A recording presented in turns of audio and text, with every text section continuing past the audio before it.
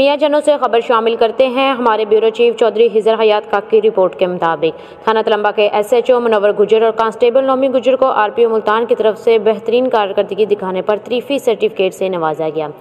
गुज़िश्ता दिनों दिलो बंगला में पुल पर होने वाले पुलिस मुकाबले में SHO चौधरी मुनव्वर गुजर और कांस्टेबल नुमान नौमी गुजर ने जिस दिलेरी और बहादुरी से डाकुओं का मुकाबला किया, पुलिस मुकाबले में एक डाकू मौका पर हलाक और एक को जख्मी हालत में गिरफ्तार कर लिया। इस दिलेराना कार्रवाई पर RPO साहब मुल्तान GPO साहब खानवाल की तरफ से जवानों की हौसला अफजाई के लिए इनको तरीफी सर्टिफिकेट दिए गए। RPO साहब का मजीद कहना था, ऐसे नौजवान पंजाब पुलिस के लिए सरमाया है। अमन ईमान को कायम रखने के लिए जवानों के साथ अवाम का भरपूर तावन ज़रूरी है।